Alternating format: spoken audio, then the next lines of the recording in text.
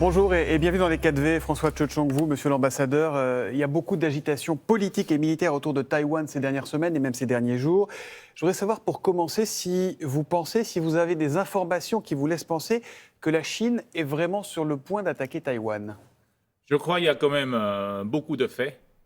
Il y a encore quelques jours, ils ont fait, après la visite d'Emmanuel Macron en Chine, ils ont fait un manœuvre militaire qui a duré 3 jours.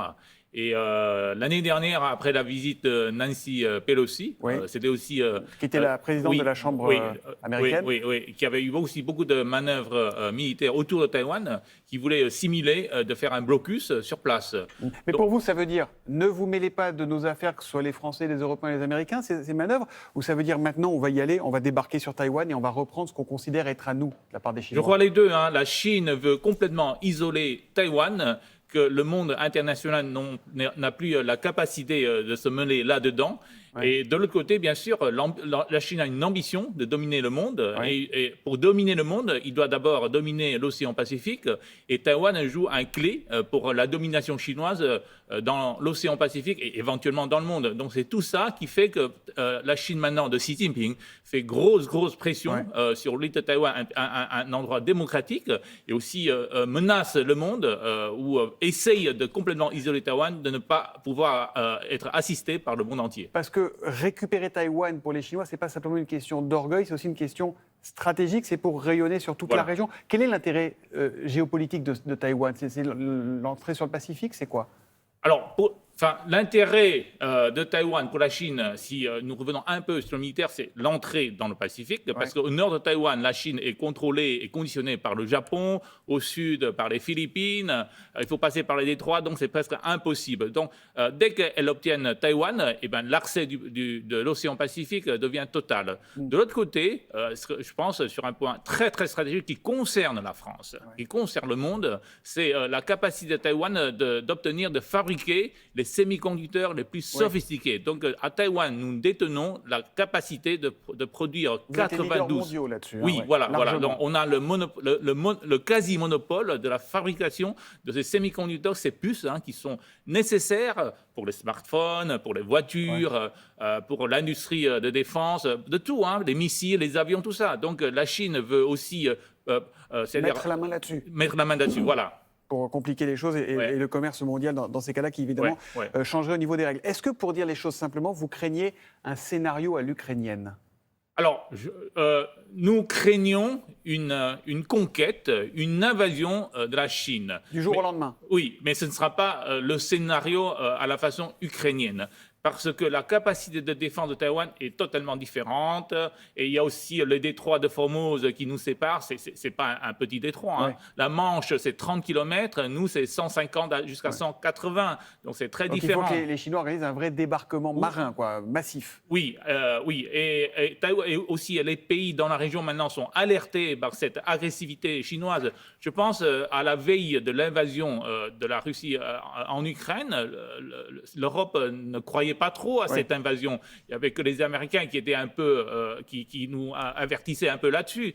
Alors là, en ce moment, dans la région, le Japon est alerté. Donc ils ont dit qu'ils vont doubler leur budget militaire. La Corée est alertée. Les Philippines est alertée. Donc tout le monde est prévenu. Oui, les Philippines ont autorisé les Américains à augmenter 4 bases militaires de plus. Et le plus près est qu'à 400 km de Taïwan. Donc vous voyez, tout le monde, les pays dans la région sont alertés. Alors c'est dans ce contexte de tension que, de retour d'un voyage officiel en Chine, vous l'évoquiez, Emmanuel Macron a pris ses distances avec les États-Unis, qui eux défendent Taïwan coûte que coûte. Comment vous avez reçu les mots du président français?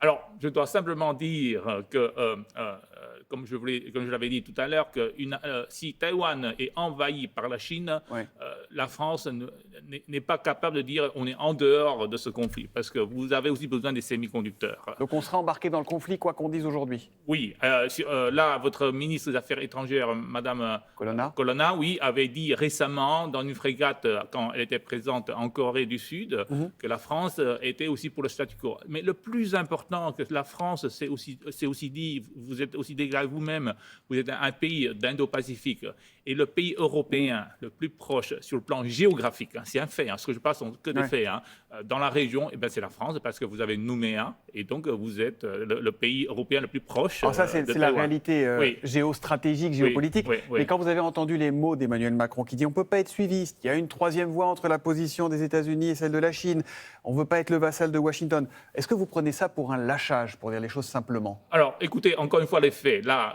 il y a maintenant actuellement M. Éric Bothorel, qui est un député du parti au pouvoir, de la Renaissance, et en ce moment en visite à Taïwan. Il a apporté des mots d'Emmanuel Macron en disant que M. le Président défendait aussi le statu quo. Et dans quelques jours, c'est tout de suite après, il y aura une visite officielle du Sénat français à Taïwan, qui sera conduit par M. Alain Richard, également qui est un ancien ministre de la Défense, et puis qui fait partie aussi du parti au pouvoir. Donc, ça veut dire quoi? Que vous n'êtes pas inquiet que vous dites, au-delà des mots et de ce qu'a pu dire Emmanuel Macron, la France ne vous a pas lâché, vous ne vous sentez pas? Oui, moi je pense, récemment aussi, nous avons eu 16 députés qui viennent partir de Taïwan, qui s'étaient en visite en France, ils viennent du parti au pouvoir de l'opposition. Tous les députés taïwanais ont constaté, et ça fait un sixième, ils sont très nombreux quand ils étaient en France pour faire la réunion, ils ont constaté qu'il y avait un très fort soutien de la part de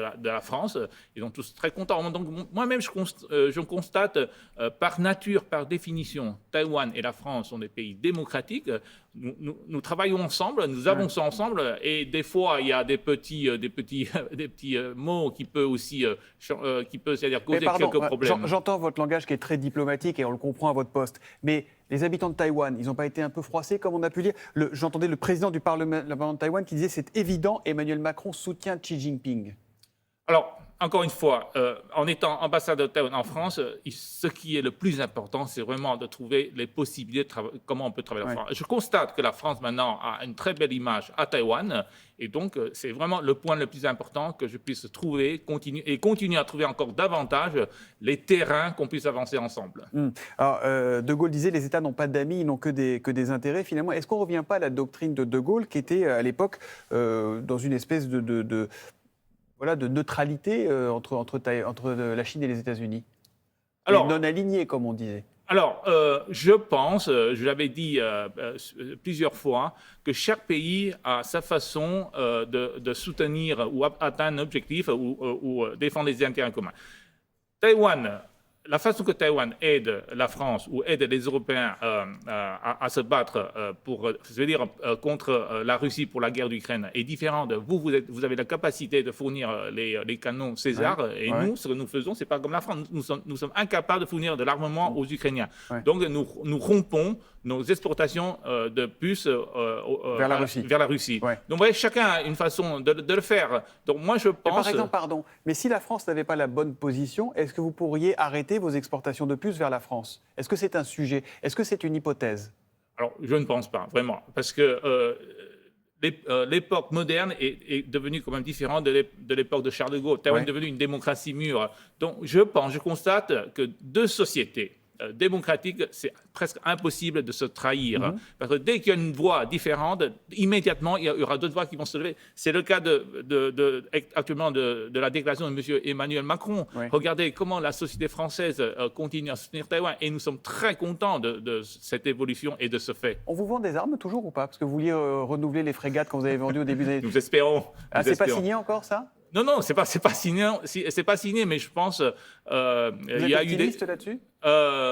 Alors c'est aussi ce qui est difficile pour Taïwan dans le fait parce que nous sommes d'une certaine façon un peu isolés sur l'armement. Alors le seul pays qui continue à vendre des armes avancées sont les Américains. Alors avec la France, c'est une sorte de relation pour maintenir les armes qui ont été vendues dans les années 90. Oui, c'est un autre entretien. Et vous devrez savoir, les Français, que ces armes que vous nous avez vendues est en train de défendre une petite démocratie parce que l'année dernière, on a eu 2000 avions chinois qui ont fait des incursions dans l'espace d'identification de la défense aérienne. Vous aimeriez bien que la France accepte de vous revendre des armes aujourd'hui? Ben oui, mais je continue à dire, ce sont des Mirage 2000 qui décollent chaque jour. L'année dernière, il y en a eu 2000, c'est-à-dire tous les jours, il y en a 6 il y a 6 avions chinois qui sont venus nous faire coucou. Ouais. Et donc, ce sont les Mirage 2000 qui décollent et qui défendent cette jeune démocratie. Vous êtes le représentant de Taïwan ici depuis 2018. Est-ce qu'on reçoit des pressions Est-ce qu'on est menacé quand on est un dirigeant taïwanais à l'étranger Est-ce que c'est compliqué pour ceux qui ont de la famille en Chine continentale, par exemple, ou pas? C'est-à-dire, Est-ce que le régime chinois Oui. vous met la pression? moi-même, Vous, votre famille, vos proches? alors, je n'ai pas de famille en Chine. Ouais. Alors, récemment, après la visite de notre présidente aux États-Unis, la Chine a mis dans l'histoire notre ambassadrice aux États-Unis. Ouais. Donc, la Chine maintenant c'est-à-dire, bien sûr, met beaucoup de pression pour les gens qui travaillent très proches avec le gouvernement actuel, qui est élu démocratiquement. Ouais. Donc ça, c'est aussi une pression quotidienne. Mais de ma part, moi, je considère que je n'aurai plus la chance d'y aller en Chine. Ce que je regrette de plus, c'est de ne plus pouvoir pouvoir y aller. aller à Hong Kong. Vous êtes déjà rencontré, vous avez été reçu officiellement par Emmanuel Macron ou pas? Non. Et vous aimeriez que ce soit le cas? Oui, bien oui. Bon, écoutez, le message est Oui. passé. Espérons-le. Merci en tout cas, Merci monsieur infiniment, l'ambassadeur. je suis crois très qu'on honoré. ne doit pas vous appeler ambassadeur parce que la Chine n'est pas d'accord, mais nous, on vous appelle quand même monsieur l'ambassadeur. Merci d'être venu dans les 4V, bonne Merci. journée.